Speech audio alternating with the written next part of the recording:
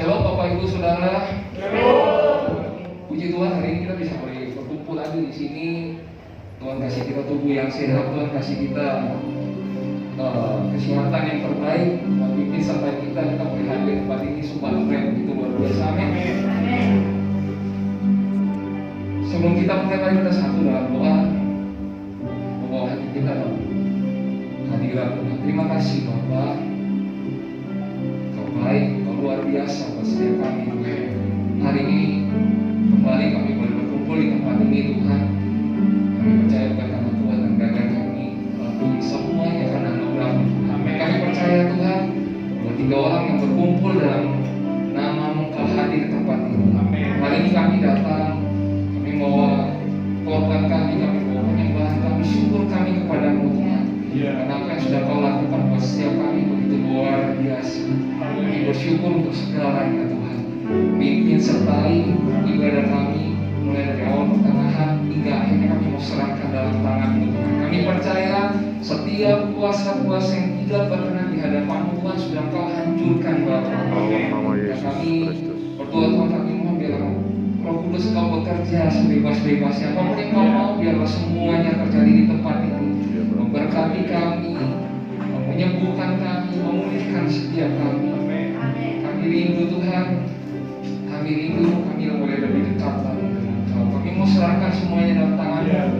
Pimpin sertai kami, hanya di dalam nama Tuhan Yesus Kristus kami berdoa. Haleluya. Amin. Mari kita siapkan hati kita, kita mau naikkan satu pujian. Kita mau katakan inilah hidupku Tuhan, kuserahkan kepada Tuhan. Inilah hidupku, serahkan. Inilah hatiku.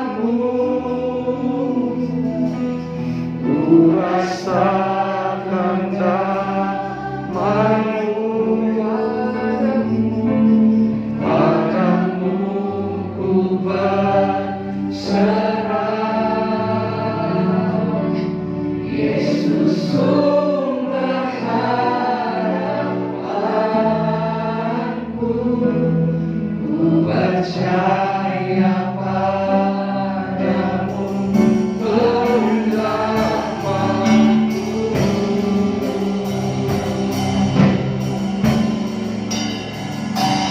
Ku percaya padamu, pengharapanku.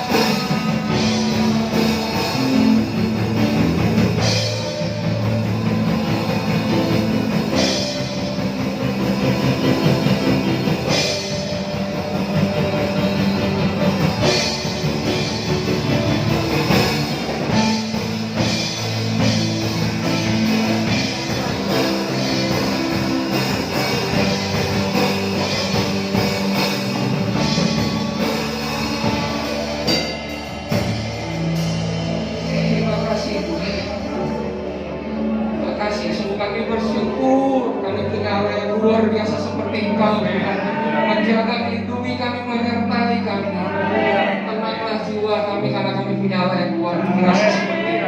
Terima kasih Bapak. Jika kami bersorak-sorak bersuka cita hati Engkau, supaya kami mau lebih lagi dengan Engkau. Di dalam nama Tuhan Yesus kami berdoa dulu ya.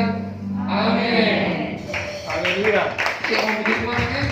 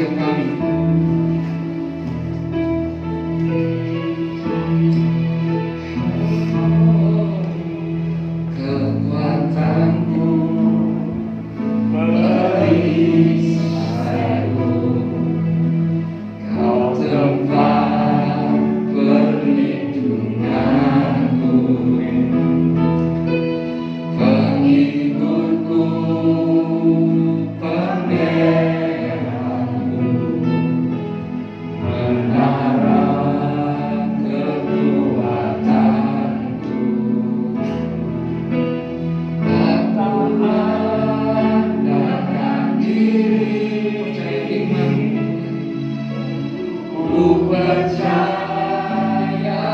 firman-Mu, Yesus, Engkaulah penolongku. Pimpinlah jalanku, hanya kepadamu, oh Yesusku.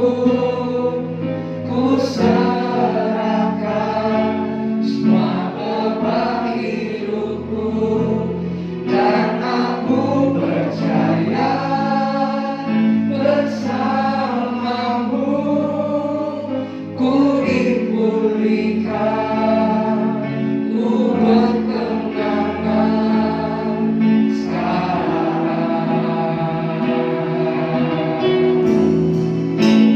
Ku percaya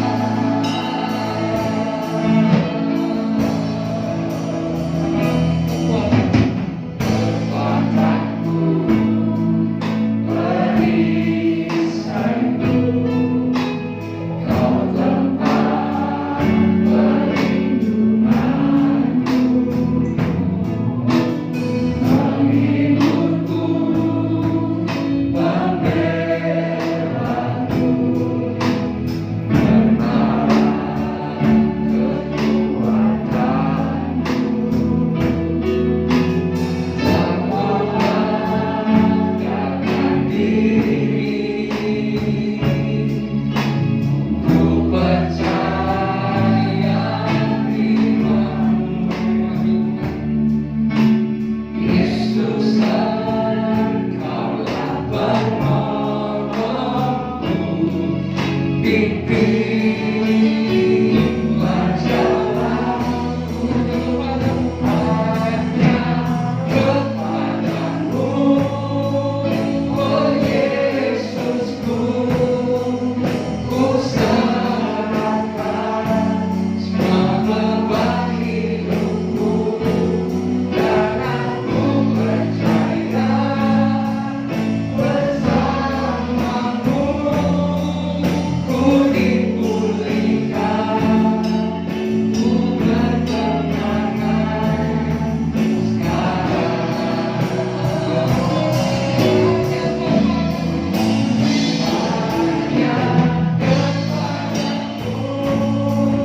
oh Yesusku. Ku serahkan semua beban hidupku, dan aku percaya bersamamu ku dipulihkan, ku berkemenangan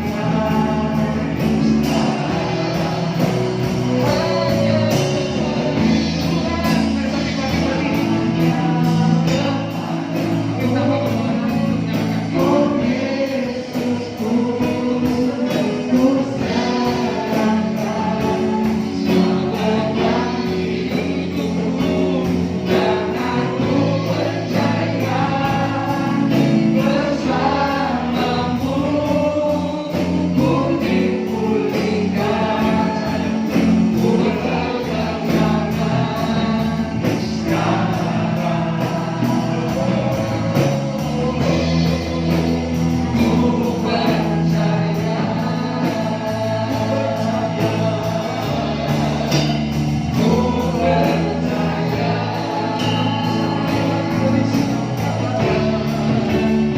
ku percaya.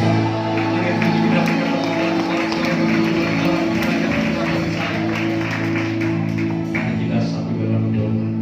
Terima kasih Tuhan, sungguh hati kami penuh dengan ucapan syukur, menyatakan segala kebaikan Tuhan, Allah yang kami sembah, Allah yang kami percaya sebagai kekuatan dan perisai kami, yang tidak pernah meninggalkan kami, menyertai kami dengan penyertaan yang sempurna. Terima kasih Tuhan, kami bangga punya Allah seperti Engkau. Kami sampaikan puji-pujian kami dari hati yang sungguh percaya dan mengasihi Tuhan. Dan kami yakin sesuai janji firman-Mu, Engkau hadir, Engkau bersemayam di atas pujian umat-Mu. Kami hargai, kami hormati kehadiran-Mu. Kami buka hati kami lebih lagi.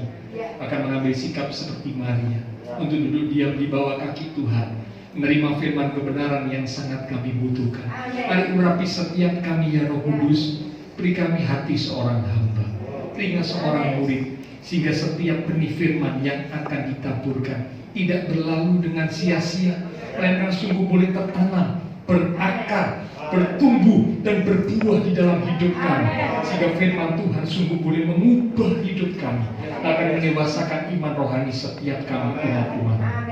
Roh Kudus, urapi pula hamba-Mu yang terbatas, taruh pikiran dan perkataan Kristus pada diri hamba-Mu. Ialah Tuhan yang berkata-kata melalui mulut bibir hamba-Mu, sampaikanlah pesan Tuhan bagi setiap kami saat ini. Kami umat-umat Tuhan siap untuk menerima. Di dalam nama Tuhan Yesus Kristus, semua yang siap diberkati dengan firman Tuhan bersama kita berkata amin. Sekarang kembali kepada saudara. Shalom. Kita bersyukur ya untuk kesempatan yang Tuhan berikan kepada setiap kita pada sore hari ini, ya, meskipun di tengah-tengah situasi pandemi, situasi yang memang secara manusia mungkin mengkhawatirkan, membingungkan, ya, mencemaskan. Tapi Bapak Ibu Saudara saya nggak perlu takut karena kita punya Tuhan. Dikatakan kekuatan kita, perisai kita adalah Tuhan Allah yang kita andalkan. Ya. Oke, nah mari kita akan membuka Alkitab kita dari kitab 2 Timotius pada pasal yang ketiga di ayat yang pertama. 2 Timotius pada pasal yang ketiga di ayat yang pertama.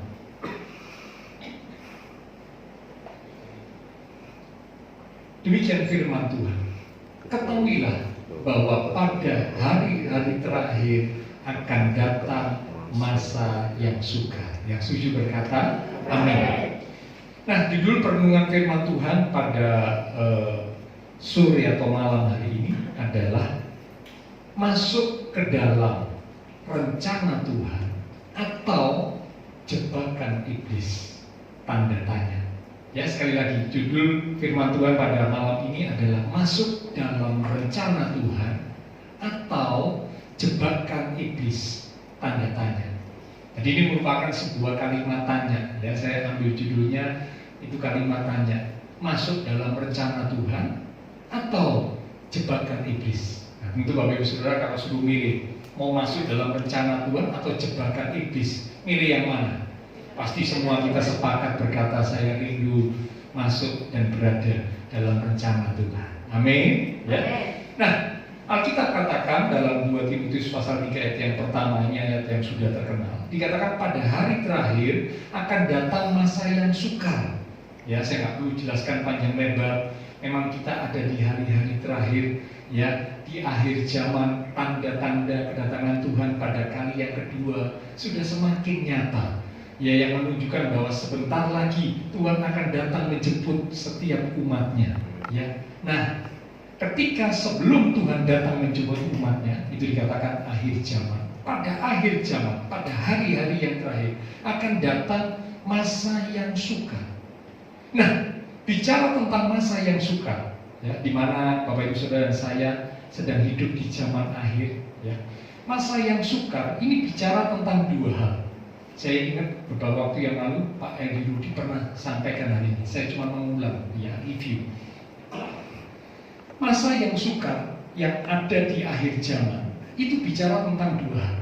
Yang pertama, bicara tentang kondisi atau situasi atau keadaan yang memang sulit. Situasi, kondisi, keadaan yang memang sulit, memang sukar. Mungkin perekonomian, mungkin kehidupan keluarga, mungkin kesehatan, ya, yang memang sulit, sukar. Dan hari-hari ini kita tentu bisa menyaksikan, ya, memang betul kesulitan dalam kehidupan, kondisi hidup yang sulit, keadaan hidup yang sulit itu banyak dialami oleh manusia. Bukan cuma di Indonesia, sampai pada di luar negeri pun sama. Resesi, krisis itu terjadi. Banyak orang yang mengalaminya. Ya, ini yang pertama. Masa yang sukar ini bicara tentang satu kondisi, satu keadaan yang memang sulit. Ya. Yang kedua, masa yang sukar itu juga bicara tentang manusia yang mengalami degradasi moral atau penurunan moral. Kalau Bapak Ibu Saudara baca di 2 Timotius pasal 3 di ayat yang kedua dan ayat-ayat berikutnya, saya tidak bacakan tadi ya untuk menyingkat waktu, itu dikatakan kondisi atau keadaan manusia akhir zaman itu karakternya seperti apa? Mementingkan diri sendiri, tidak bisa mengekang diri, garang, sombong. Wah, banyak itu, nanti saudara bisa baca sendiri ya. Pokok karakter manusia akhir zaman itu jelek, jahat, buruk. Betul? Kalau saudara baca di 2 Timotius pasal 3 ayat 2 dan ayat seterusnya, tidak ada karakter yang baik, tidak ada. Yang ada ditulis itu karakter yang buruk, yang jelek. Nah, karakter manusia yang jelek ini bicara tentang masa yang sukar. Mengapa? Karena karakter manusia yang jelek yang ada di sekitar kehidupan kita tentu akan mendatangkan kesulitan buat hidup kita. Kalau Bapak Ibu Saudara ada dalam satu komunitas, ada dalam satu kumpulan, ya entah itu keluarga, entah itu mungkin pekerjaan. Kalau kita kumpul, kita berkomunitas dengan orang-orang yang karakternya jelek, saya tanya, itu membuat hidup kita sulit nggak, so? Sulit, so. Kalau di sekitar kita ini ada orang-orang yang karakternya jelek, seperti yang 2 Timotius pasal 3 katakan, hidup ini akan jadi tambah sulit. Sudah kondisinya sulit, ketemu sama orang-orang yang karakternya jelek, maka hidupnya semakin sulit. Ini fakta, ya ini kenyataan, dan ini memang yang ditulis oleh Alkitab. Jadi hari-hari terakhir akan datang masa yang sukar. Yang pertama bicara tentang kondisi, keadaan hidup yang memang sulit. Yang kedua, karakter manusia yang mengalami degradasi moral, penurunan. Moralnya jadi semakin menurun, karakternya jadi semakin buruk, ya, dan tentu itu membuat hidup semakin sulit. Nah, di tengah kehidupan yang semakin sulit seperti itu, ya, Tuhan maupun iblis bisa menggunakan itu untuk melakukan sesuatu kepada manusia, khususnya kepada umat Tuhan. Karena malam ini kita belajar untuk diri kita yang adalah umat Tuhan. Maka di tengah situasi yang sulit, di tengah masa yang sukar, di tengah manusia yang karakternya buruk seperti itu, Tuhan ataupun iblis bisa menggunakan situasi kondisi yang seperti itu untuk melakukan sesuatu kepada umatnya, kepada umat Tuhan. Ya, kalau bicara tentang Tuhan, ya, Tuhan bisa lakukan banyak hal melalui situasi yang sulit, saudara. Dikatakan melalui situasi yang sulit, Tuhan bisa menumbuhkan, menaikkan level iman kita. Ya, kitab Ayub mencatat, seandainya ia Tuhan memuji aku, maka aku akan timbul seperti emas. Itu Ayub 23 ayat yang ke-10. Ini bicara tentang menaikkan level iman. Imannya bertumbuh.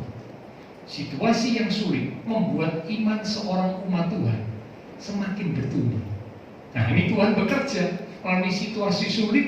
Rencana Tuhan dinyatakan, level iman umat Tuhan makin bertumbuh. Melalui situasi yang sulit juga Tuhan ingin menyatakan mujizatnya, Tuhan ingin menyatakan kemuliaannya. Sudah ingat seorang yang didapati buta, ya, ketika bertemu dengan Tuhan Yesus dan para murid, ya, lalu kemudian para murid tanya kepada Tuhan Yesus, karena memang ada orang yang dalam keadaan buta semenjak lahir. Tentu orang yang buta itu hidupnya sulit karena gelap, so. Dia tidak bisa melihat keadaan sekitarnya, dan ini terjadi semenjak dia lahir. Para murid tanya, siapa yang salah? Kalau menurut guru, siapa yang salah? Orang ini kah? Orang tuanya kah? Lalu Tuhan Yesus berkata, bukan soal siapa yang salah, tapi kemuliaan Tuhan yang akan dinyatakan dalam hidup orang ini. Ya, saya menggarisbawahi kata-kata Tuhan, kemuliaan Tuhan yang akan dinyatakan. Rencana Tuhan dinyatakan melalui hidup yang sulit, supaya umat Tuhan boleh melihat dan mengalami kemuliaan Tuhan, mujizat Tuhan. Karena kalau nggak ada kesulitan, nggak ada tantangan masalah, kita nggak bisa mengalami kemuliaan dan melihat mujizat Tuhan. Nggak bisa, so. Oh, semua berjalan baik. Mujizat apa yang kita lihat dan kita alami? Nggak perlu, nggak bisa, karena semua berjalan baik. Tapi justru ketika ada kesulitan, akhirnya kalau kita bisa melihat pertolongan karya Tuhan yang ajaib dikerjakan, maka kita lihat, oh, mujizat Tuhan yang luar biasa, kemuliaan Tuhan yang luar biasa dinyatakan dalam hidup kita. Nah, Tuhan juga bisa mengerjakan supaya Bapak Ibu Saudara saya punya pengalaman pribadi. Ayub sebelum dia punya kesulitan-kesulitan yang luar biasa, dia mengalami kesulitan-kesulitan yang luar biasa. Dikatakan Ayub itu cuma mengenal Tuhan dari kata orang. Tapi ketika kesulitan-kesulitan yang begitu hebat terjadi dalam hidupnya, Ayub akhirnya berkata dalam Ayub pasal 42 itu ya, di ayat yang kelima, ya nanti Bapak Ibu Saudara bisa baca di rumah. Ayub berkata seperti ini, hanya dari kata orang saja aku mendengar tentang Engkau. Tetapi sekarang, kata sekarang ini setelah mengalami dan melewati masa yang sulit, mataku sendiri memandang Engkau. Ternyata situasi yang sulit Tuhan bisa pakai supaya umat Tuhan punya pengalaman-pengalaman pribadi dengan Tuhan. Ya, bisa punya pengalaman-pengalaman pribadi dengan Tuhan, mengalami kesetiaan Tuhan, mengalami penyertaan Tuhan, mengalami pemeliharaan Tuhan. Pengalaman pribadi.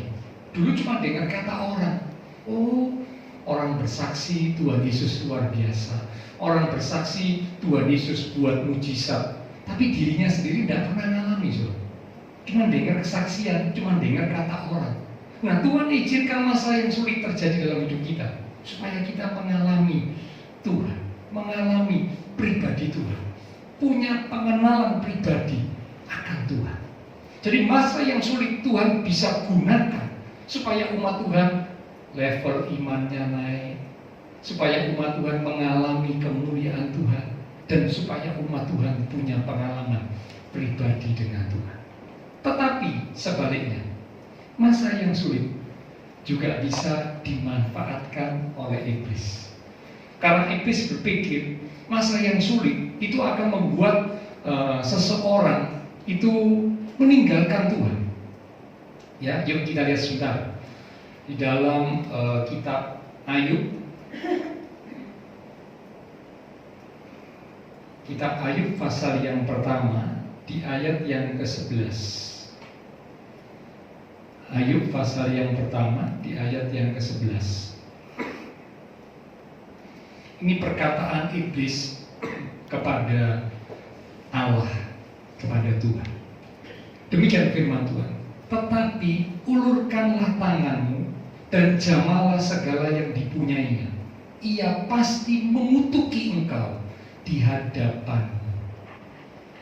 Ini ceritanya ketika Tuhan membanggakan Ayub, ya, di hadapan iblis. Tuhan bilang, engkau lihat Ayub, hambaku yang setia, hidup saleh, takut akan Tuhan, menjauhi kejahatan. Nah, Tuhan banggakan Ayub, ya. Tapi iblis menjawab, iya, Ayub bisa begitu karena dia kau berkati, semua yang dipunyai dalam perlindungan engkau. Coba pagar perlindungannya dicabut, semua yang dimiliki diambil, nanti dia pasti akan meninggalkan engkau, dia akan mengutuki engkau. Nah, iblis berpikir bahwa manusia, khususnya umat Tuhan, kalau mengalami kesulitan akan meninggalkan Tuhan. Itu pikirannya iblis. Karena itu iblis gunakan, iblis manfaatkan kesulitan yang terjadi supaya rencana iblis, jebakan iblis, tujuan iblis terjadi atas hidup umat Tuhan. Apa tujuan iblis? Apa rencana iblis? Apa jebakan iblis? Jebakan atau rencana iblis, ya, untuk membuat iman umat Tuhan itu gugur, iman umat Tuhan itu goyah, iman umat Tuhan itu bahkan kandas. Dalam salah satu pernyataan yang Tuhan sampaikan kepada Petrus, ya, dicatat di dalam kita lihat sebentar saja, Lukas pasal 22 di ayat yang ke-31. Lukas 22 ayat 31. Ini salah satu tujuan utama iblis, ya. Demikian firman Tuhan. Simon, Simon, lihat, ini perkataannya Tuhan Yesus, ya. Iblis telah menuntut untuk menanti kamu seperti gandum, tetapi aku telah berdoa untuk engkau supaya imanmu jangan gugur. Stop sampai situ. Dengan kata lain, iblis berusaha dengan satu tujuan khusus supaya iman umat Tuhan itu gugur. Tuhan buat statement ini, Simon, aku lihat bahwa iblis itu menanti engkau, tapi aku berdoa untuk engkau supaya imanmu jangan gugur. Jadi berarti tujuan iblis supaya iman umat Tuhan itu gugur. Kesulitan seringkali dimanfaatkan oleh iblis supaya iman umat Tuhan itu gugur. Karena memang iblis berpikir seperti yang iblis katakan kepada Tuhan waktu Tuhan Allah membanggakan Ayub. Iya, dia bisa hidup saleh takut akan Tuhan karena Tuhan memberkati, karena Tuhan memagari. Coba berkatnya diambil, pagar perlindungannya dicabut, bisa nggak dia tetap bersyukur? Bisa nggak dia tetap hidup dalam kebenaran? Pasti dia akan meninggalkan Tuhan, pasti dia akan mengutuki Tuhan. Itu pikiran iblis, ya. Dan memang benar, sering kita jumpai, ya, ada anak-anak Tuhan ketika mereka mengalami situasi yang sulit dan sukar, mereka akhirnya masuk dalam jebakan iblis. Hati mereka mulai kecewa, kecewa kepada diri sendiri, kecewa kepada keadaan, bahkan kecewa kepada Tuhan. Lalu mulai berkata, buat apa ya aku percaya Tuhan Yesus? Sudah percaya Tuhan Yesus kok hidup sulit? Kok hidup tetap mengalami masalah? Bahkan masalahnya semakin banyak. Sudah tidak usah lagi percaya Tuhan Yesus, sudah percuma. Masuk dalam jebakan iblis loh. Nah sekarang pertanyaannya, saat kita sedang menghadapi masa yang sulit dan sukar, seperti hari-hari ini, ya, kan memang masanya sulit dan sukar. Saat kita sedang menghadapi masa yang sulit dan sukar, bagaimana supaya kita bisa masuk dalam rencana Tuhan dan terhindar dari jebakan iblis? Sekali lagi, ini pertanyaan poin pentingnya, saudara. Karena kita sedang berada dalam situasi yang sulit dan sukar, bagaimana supaya saat kita sedang berada dalam situasi yang sulit dan sukar, kita bisa masuk dalam rencana Tuhan dan terhindar dari jebakan iblis? Jawabannya adalah miliki respon atau tanggapan yang benar. Ya, jadi kalau masa sulit sedang kita hadapi, bagaimana supaya kita bisa masuk dalam rencana Tuhan, terhindar dari jebakan iblis? Jawabannya sederhana, miliki respon yang benar, miliki tanggapan yang benar. Nah, bicara tentang respon atau tanggapan yang benar, mari kita akan belajar malam ini. Ya, respon apakah, tanggapan yang benar apakah yang harus dimiliki umat Tuhan supaya sekalipun ada di situasi yang sulit, kita bisa tetap masuk dalam rencana Tuhan. Kita terhindar, kita tidak masuk dalam jebakan iblis. Ya, oke. Nah sekarang kita belajar, saudara. Respon yang benar yang pertama di masa yang sulit yang dialami oleh umat Tuhan. Yang pertama, saudara, mendekatlah kepada Tuhan dan bukan menjauh dari Tuhan. Sekali lagi, mendekatlah kepada Tuhan dan bukan menjauh dari Tuhan. Nah, kita berkata hanya dekat Allah, aku tenang. Ya tadi pas lagunya diberikan oleh W.L. Henry, ya hanya dekat kepadamu aku rasakan tenang. Kalau Bapak Ibu Saudara dan saya punya respon saat situasi sulit, situasi sukar, kita bawa hati kita bawa hidup kita untuk mendekat kepada Tuhan, oh luar biasa. Hasilnya kita dapat ketenangan. Karena biasanya situasi yang sulit itu membuat orang bingung, membuat orang khawatir, membuat orang takut. Betul atau tidak? Nah ini kan sekarang masa pandemi juga begitu, saudara. Banyak orang yang jadi khawatir, banyak orang yang jadi takut, ya situasinya memang sulit. Dan situasi yang sulit berpotensi untuk membuat seseorang jadi takut, kehilangan yang namanya ketenangan, kedamaian itu hilang. Yang ada itu cuma bingung, takut, stres, frustasi, itu yang ada. Nah, pilih respon yang pertama, mendekat kepada Tuhan. Raja Yosafat memberikan teladan yang baik. Beberapa bulan yang lalu saya pernah sampaikan hal ini. Ya dicatat, Bapak Ibu tulis saja ya, nanti baca di rumah. 2 Tawarikh pasal 20 di ayat yang ketiga.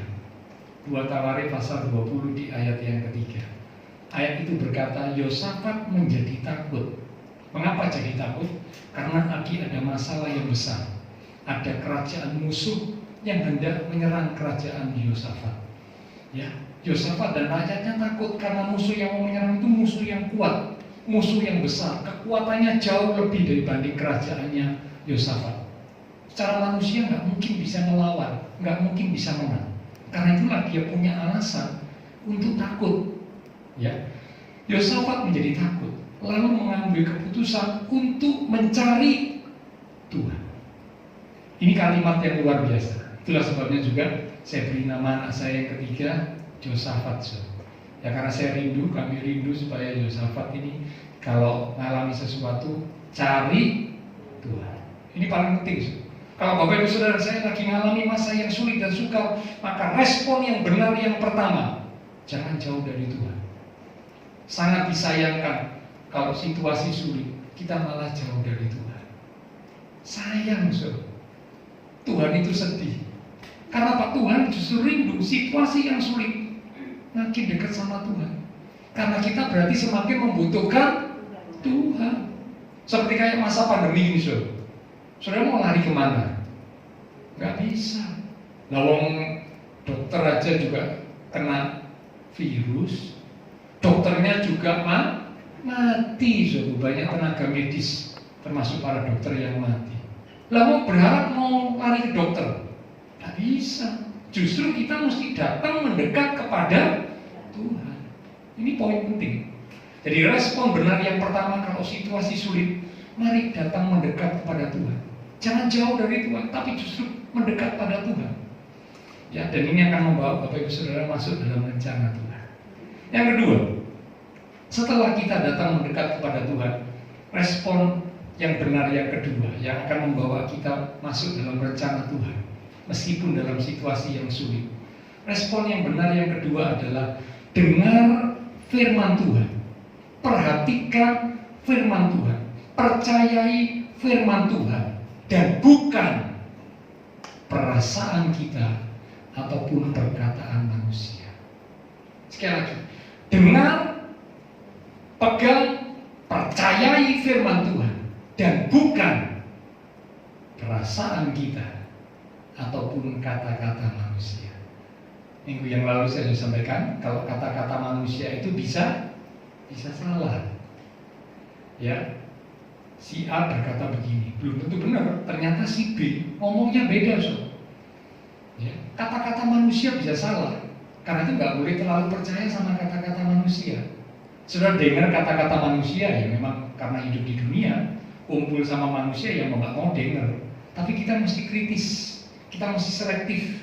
Kata-kata yang kita dengar itu dicocokkan dengan firman Tuhan. Karena itu dikatakan dengar firman Tuhan lebih daripada kata-kata manusia. Dengar dan percaya firman Tuhan lebih daripada perasaan kita. Karena kita berkata perasaan kita manusia itu seringkali menipu. Yeremia pasal 17 di ayat yang ke-9 kalau nggak salah ya. Dikatakan hati, perasaan manusia itu licik, menipu. Jadi hati kita, perasaan kita itu seringkali menipu kita. Yaitu Yeremia 17 ayat 9 berkata begitu. Kalau saudara lebih dengar perasaan saudara akan tertipu. Ya, khususnya kepada para wanita. Karena wanita itu paling sering menggunakan perasaan. Kalau pria itu sering menggunakan logika, penalaran, rasio, akal. Tapi kalau wanita itu pakai perasaan, naluri. Ya. Nah ini mesti hati-hati, Harus lebih dengar firman Tuhan daripada perasaan kita. Harus lebih dengar firman Tuhan daripada kata orang. Karena kalau kita dengar firman Tuhan, Alkitab berkata firman Tuhan itu adalah kebenaran. Langit dan bumi akan berlalu, tapi firman Tuhan pasti terjadi, pasti digenapi. Kebenaran yang sejati itu firman Tuhan.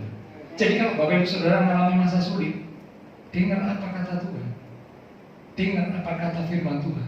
Jangan dengar apa kata orang, jangan dengar apa kata perasaan kita, jangan tertipu, salah. Tapi dengar apa kata Tuhan, dengar apa kata firman Tuhan. Itu akan membawa kita masuk dalam rencana Tuhan. Yang ketiga, dalam situasi yang sulit dan sukar yang sedang dihadapi, bagaimana supaya kita bisa masuk dalam rencana Tuhan? Yang ketiga, belajarlah untuk berserah dan jangan menyerah. Belajar untuk berserah artinya berserah kepada Tuhan, tapi jangan menyerah kepada keadaan. Seringkali umat Tuhan memutar balik, kalau sama keadaan menyerah, tapi sama Tuhan tidak mau berserah. Nah ini terbalik, yang benar berserah kepada Tuhan, tapi tidak menyerah kepada keadaan.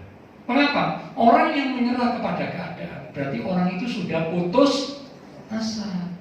Orang itu berarti sudah kehilangan harapan. Padahal umat Tuhan dikatakan kita ini selalu punya pengharapan.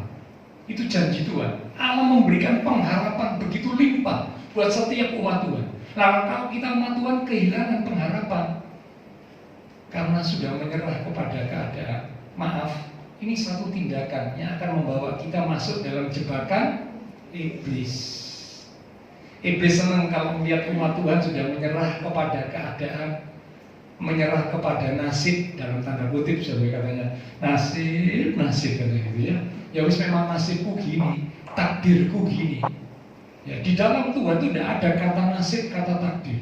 Karena Tuhan menyediakan hal-hal yang indah buat kita. Amen. Yang menentukan itu adalah sikap respon kita saat situasi sulit terjadi. Bagaimana? Apakah kita bisa belajar berserah kepada Tuhan? Kita berkata, serahkanlah hidupmu kepada Tuhan, dan Ia Tuhan yang akan bertindak. Serahkanlah khawatirmu kepada Tuhan, sebab Ia yang mempedulikan kamu. Disuruh belajar berserah kepada Tuhan. Menyerah kepada keadaan tidak boleh, tapi berserah kepada Tuhan harus. Ya, jadi jangan sampai dibalik, sob ya. Kalau dibalik, masuk dalam jebakan iblis. Yang benar belajar berserah kepada Tuhan, tapi tidak menyerah kepada keadaan. Yang keempat, yang terakhir, saya ulang ya. Yang pertama, di tengah-tengah masa yang sulit dan sukar, ya, supaya kita bisa tetap masuk dalam rencana Tuhan, ya. Respon yang benar apa yang harus kita miliki? Yang pertama, apa Bapak Ibu Saudara? Mendekatlah kepada Tuhan. Jangan jauh dari Tuhan, tapi justru paksa diri kita untuk mendekat pada Tuhan, karena hanya dekat Tuhan ada ketenangan. Yang kedua, setelah kita mendekat kepada Tuhan, respon yang benar yang kedua dikatakan dengar firman Tuhan lebih daripada kata orang. Dengar firman Tuhan lebih daripada perasaan kita. Kalau kita lebih dengar perasaan, kita lebih dengar kata orang, saya khawatir kita akan masuk dalam jebakan iblis. Yang ketiga, setelah dengar firman Tuhan, yang ketiga dikatakan apa? Nah, belajar untuk berserah kepada Tuhan, tapi kepada keadaan tidak boleh menyerah. Berserah kepada Tuhan, tapi tidak menyerah kepada keadaan. Ya, saya suka lagu itu berkatakan, ku tak akan menyerah pada apapun juga, sebelum ku coba semua yang ku bisa, tetapi ku berserah kepada kehendak-Mu. Hatiku percaya Tuhan punya rencana. Berserah kepada Tuhan harus, menyerah kepada keadaan tidak boleh. Yang keempat sekarang, yang terakhir, kita baca ini sebagai terakhir ya.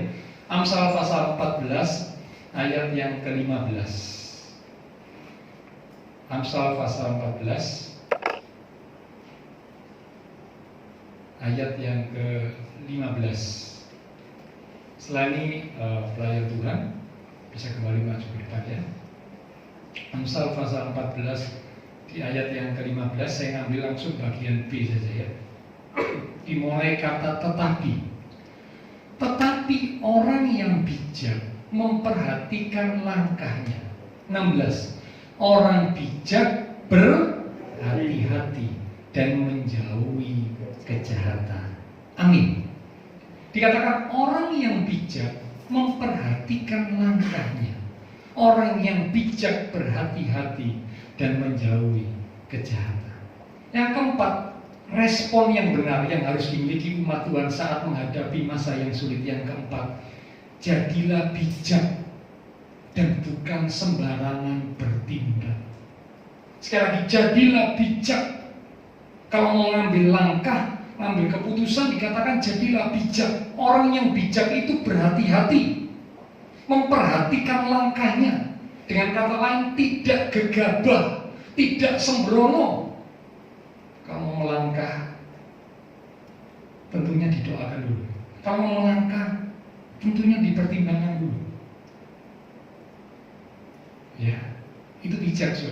Oh, nggak langsung aja, langsung aja, oh, nggak bisa. Situasi yang sulit, nggak bijak, masuk dalam jebakan iblis. Situasi yang sulit, kita harus jadi bijak. Ya, dengan bijak membuat kita melangkah hati-hati, tidak bertindak sembarangan. Ya, biarlah kebenaran firman Tuhan pada sore malam ini boleh membawa Bapak Ibu saudara saya punya respon yang benar. Saat situasi sulit sedang terjadi dalam hidup kita, mari miliki respon yang benar, supaya situasi yang sulit tetap akan membawa kita masuk dalam rencana Tuhan dan terhindar dari jebakan iblis. Silakan pelayanan mimbar bisa kembali maju ke depan.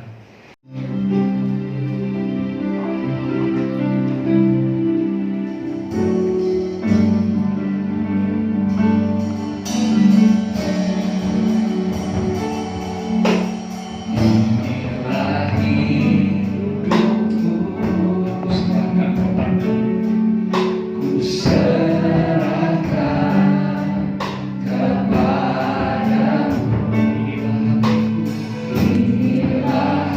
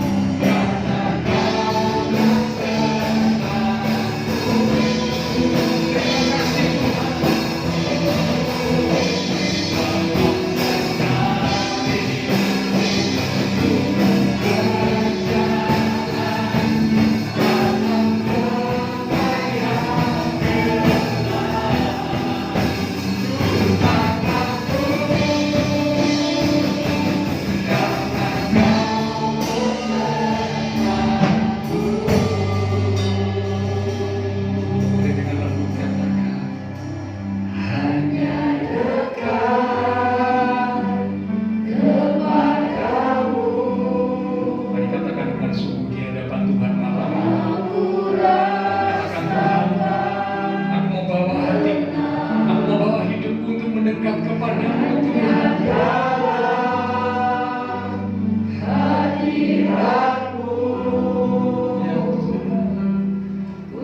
Tuhan, sekali lagi hanya dekat.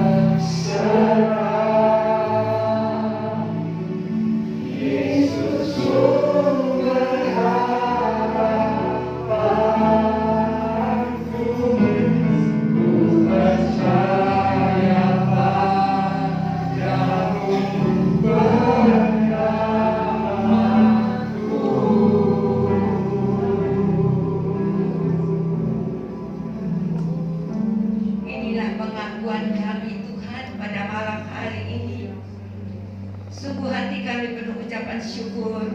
Engkau mengasihi kami sehingga firman-Mu datang kepada setiap kami malam hari ini, supaya mata iman kami boleh terbuka dan kami boleh mengerti di tengah-tengah masa yang sukar dan sulit, bahkan masa pandemi ini Tuhan.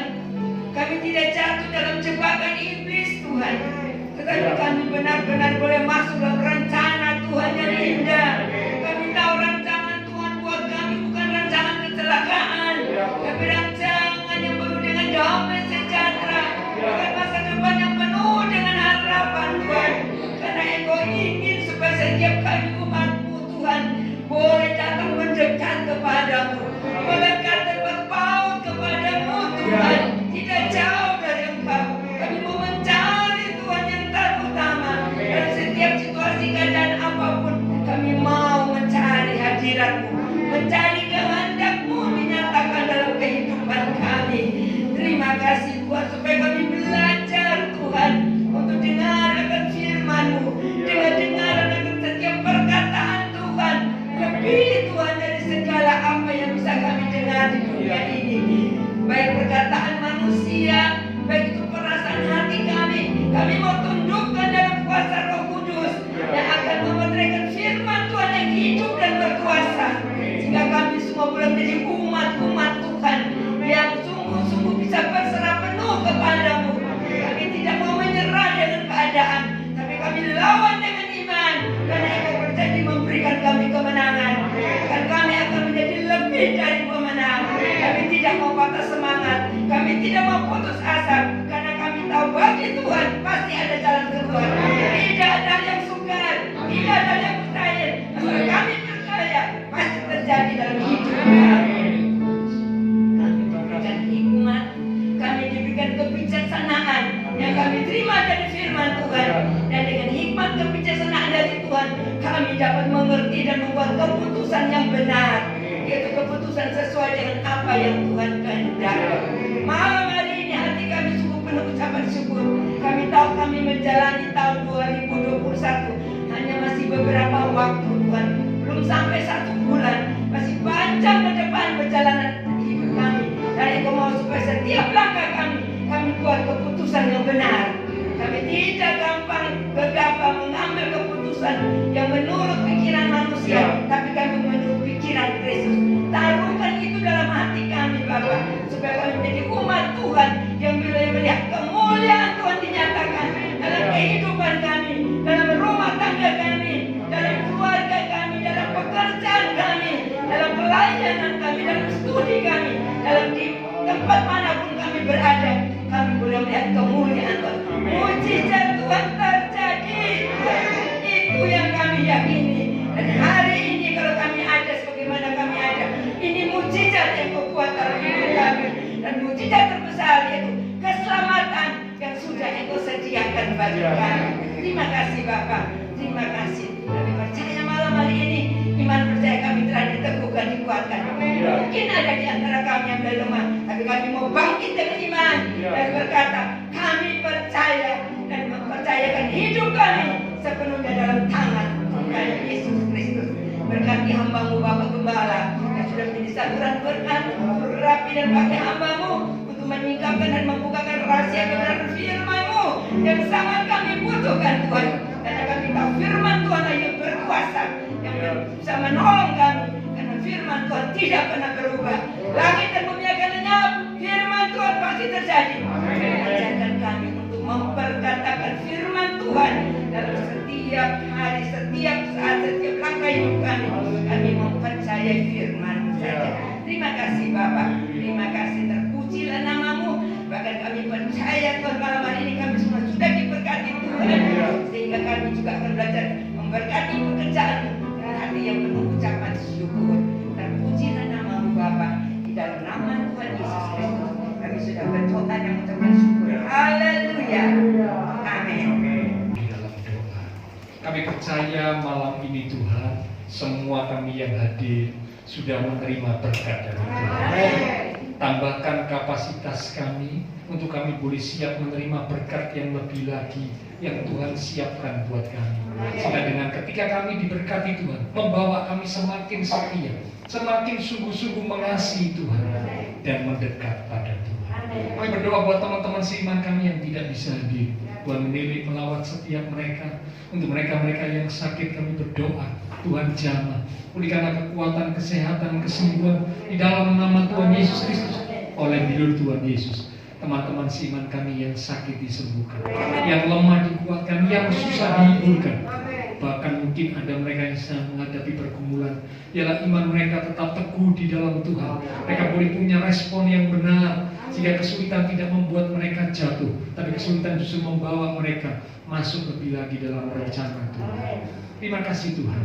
Semua yang sudah melayani, persembahan yang sudah dipersembahkan, Allah sumber segala berkat akan memberkati dan memakai hidup kami untuk boleh lebih lagi memuliakan Tuhan. Kami berdoa memberkati setiap jemaat Tuhan yang berulang tahun sepanjang minggu ini. Akan memberkati pemimpin-pemimpin bangsa kami, kota kami Surabaya dalam perlindungan Tuhan, tetangga lingkungan sekitar gereja Tuhan.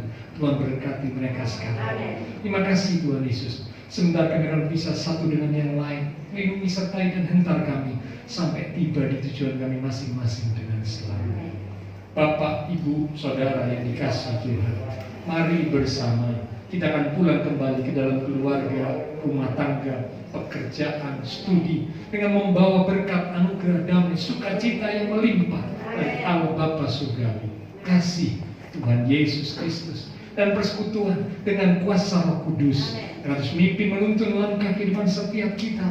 Itu terus menyertai kita sekalian mulai malam ini sampai Maranatha Tuhan Yesus datang kembali. Di dalam nama Tuhan Yesus Kristus, semua yang percaya diberkati Tuhan. Mari bersama dengan iman kita berkata, Amin. Selamat pulang. Tuhan berkati Bapak Ibu Saudara sekalian.